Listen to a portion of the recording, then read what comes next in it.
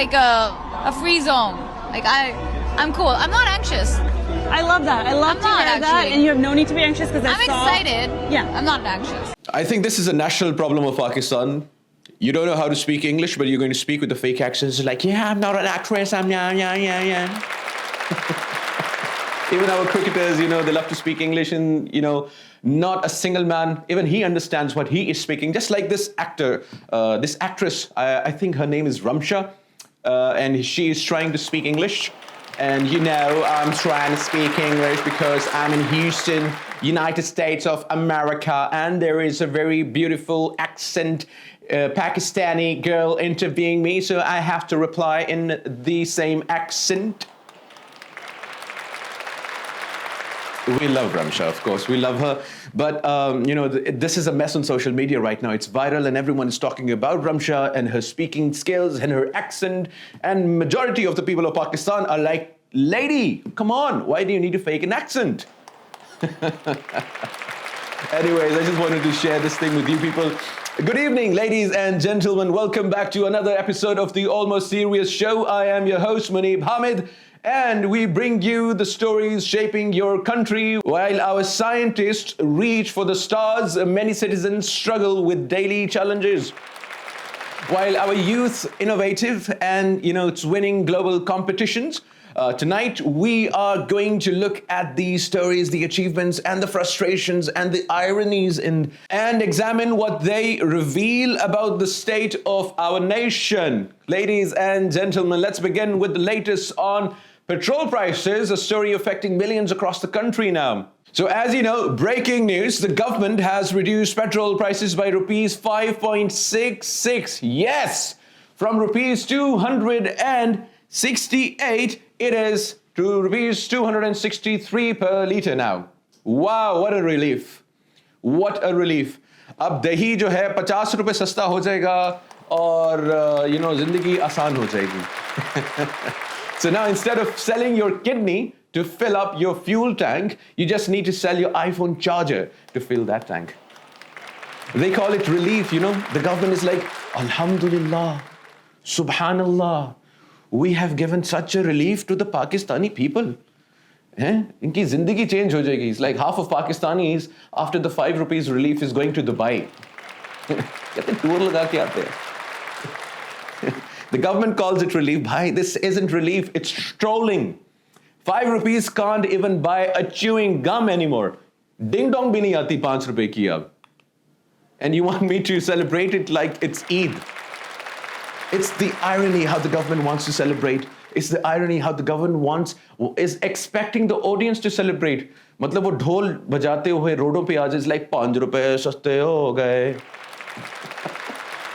Oh my God, these expectations of the people, at this point, Pakistanis check fuel prices like stock traders, except the only thing that's going up is our blood pressure. And the best part is diesel down by just rupees 1.39. Maybe the government thinks, trucks run on prayers now or on naswars. Or naswar is going to be not available because we're currently, taking care of the naswars right now. So, you know what I mean? Oh my God. So China's bone glue, is fixing what life broke. This is another very, very interesting story. So you ever break a bone as a kid in Pakistan? So that's a whole different experience. First everyone becomes a doctor. Your chacha is like, put mustard oil on it, beta, it will heal. And then you'll have your puppo, you can have some hot salt on it, massage, and it will heal. Then the actual doctor gives you a plaster so heavy, it feels like you're carrying your own tombstone in Pakistan. But guess what? In China, they just said, forget the plaster, bring the glue. Exactly. So scientists there have invented a new bone glue that repairs fractures just 3 minutes. In just 3 minutes. Wow. No surgery, no metal plates, inspired by oysters that cling to rocks underwater. It is amazing. Literally, it absorbs as the bone heals. Wow. Wow. So 3 minutes to fix a bone, bro. In Pakistan, it takes 3 months just to get an X-ray report in the government hospitals, and it's still blurry. and if your right hand is broken, so the doctor is going to fix your left feet toe. Unbelievable stuff, you know. So China is gluing bones back together. We're still trying to glue the economy back together. I know, that was the joke actually, you know. The government trying to fix the economy while all the industrialists and every businessman in Pakistan is trying to run away from the country. But the government says the economy has never been better. You know. So the best reaction to the government of Pakistan claiming that the economy has never been better is the Italian Prime Minister, Meloni. Look at this. So, we've got some good news for Pakistanis as well.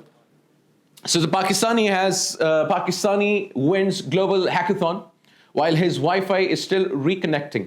So you know how every Pakistani parent says, beta, do IT, there's scope in IT. Yeah, they never tell you the scope is just you fixing everyone's Wi-Fi at the family dinners. But this time, somehow, actually, someone actually made us proud. Mirza Abdullah Tariq from Gujarat won an international artificial intelligence hackathon, beat 879 teams with his project Access Jobs, an AI tool that helps people find jobs. Wow. Bro made an app that gives people rozgar. So basically, he built what the Pakistani government promised for decades and failed. And guess what? He built it in 48 hours. He did the impossible in under 48 hours. And the politicians have been running this country for 48 years and they can't build a road. In Pakistan, it takes 48 hours just to upload a PDF file to the government website, and it still crashes. The app finds you the perfect job, which is cute, because in Pakistan, the only perfect job is the one your chachu got you in Wabda. And guess what? You don't even need to go to the office and work, but you'll get the whole salary. So this guy won $3,000. Bro, that's like 2 months of rent or, one wedding entry fee in Lahore. And he's using AI to help people get jobs, while our politicians are using AI to, artificial incompetence.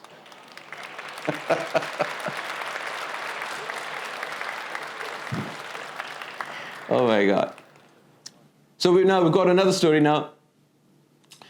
So you guys ever notice how in Pakistan government offices, move slower than your Wi-Fi during load shedding? So here's the news. Pakistan's first transgender doctor went to the Sindh High Court because PMDC won't issue her a license. Like, she studied medicine for 5 years, cleared all her exams, survived ward duties, and now PMDC's like, we'll get back to you in 2030 when our mind is a bit more broadened and we accept that transgenders are human. Unfortunate. And just yesterday, the guys who run Sindh, Bilawal Bhutto Zardari says, our competition is not with KP or Punjab. It's with the world, with the most advanced countries in the world. And you can't give a transgender qualified doctor license to practice. Unbelievable. And these PMDC guys can't even issue license on time. But somehow, they've issued excuses faster than 5G. So the classic PMDC move is, they can't find half the fake doctors running roadside clinics, but when a qualified transgender doctor shows up, suddenly they remember there's a verification process. Honestly, PMDC's approval process is like a Pakistani drama. 100 episodes, no ending, and every episode starts with, "File kahan gayi?" And Dr. Sarah is ready to treat patients, but PMDC officers still need treatment for bureaucratic constipation. So after the sad news of this transgender doctor not being allowed to practice in sin, so we've got some finally good news as well. You know, it's like I'm playing, I give you a good news, and then I give you a bad news. So it's like, you know, I'm playing with you guys. You know, I make you sad, and then I make you happy at the same time. So we've got some good news now, and it is from Suparko. You know what Suparko is? That is Pakistan's space, thing. So Suparko just announced Pakistan's first space mission, and guess who's training our astronauts? China. Obviously, because our friendship is like, karza or chai. Never ending, always hot. China's teaching us space travel, bro. We still panic when the elevator stops for 3 seconds. Imagine Pakistanis in zero gravity. Why is seatbelt guy? They shortlisted 300 experiments for the mission, who are also experiments for them family. Very good people, which is impressive, considering half of them were probably what happens if you make chai in space. So can we launch a corrupt minister instead of a satellite? Please send him to space. And China's training us, which is perfect. They're like the strict parent, and we're like the kid borrowing their calculator. They're sending rockets, we're sending requests for visa extensions. Everyone's like, Pak China Dosti Zindabad. Yeah, bro, but it's starting to feel like that friend who pays for your meal but also orders for you. Pakistan's going to space with Chinese help. Great. Maybe once we're up there, we can finally find the missing files from the government officers. But still, respect to our scientists. They're dreaming big, at least. Someone's trying to lift this country, even if it's straight into orbit. Oh, God. And this is a very good story now, another good story for you guys, and that is Malala's Oxford love story. You've heard of it? While kids are dying, Malala is sharing her love story. Ever notice how every celebrity memoir, starts with some dramatic story like we're about to get life lessons, but first, a love story. So Malala just dropped a memoir, right? Revealing her hidden Oxford love story with Asir Malik. So she went from a modest shalwar kameez to a pink sleeveless dress, and he whispered, "You are a sex bomb." Wow. Wow, Malala, wow. People are looking up to you as a symbol of, a person, a vocal person for education. And you start your memoir by calling yourself a sex bomb. Wow. Meanwhile, in world, kids are dying. People are protesting. Palestine is burning. And here we are reading about a rom-com in Oxford. So here's the scoop. Malala just revealed in her memoir that she had a secret Oxford romance with Asir Malik. They went from library dates to a quiet wedding in Birmingham. And the global media was, wow, so brave. Us in Pakistan, beta, can someone fight for these children first? And Malala, she's busy balancing tradition, modernity, and Oxford love stories. Bro, priorities, huh? She fought the Taliban, sure, but apparently the bigger headline is her Oxford romance. Meanwhile, a random influencer flies to Israel for selfies. Suddenly, historic news. Kids are dying, but the clicks go to pink dresses and romance. That's how the world works, folks. Honestly, Malala's love story is cute, but next time maybe write a chapter on saving lives, not just saving, face in the Oxford closing. So that's Pakistan's today. Doctors stuck in paperwork thicker than a wedding menu. Scientists dreaming of space while we can't even find a functional traffic signal. And memoirs about Oxford romance getting more clicks than real crisis.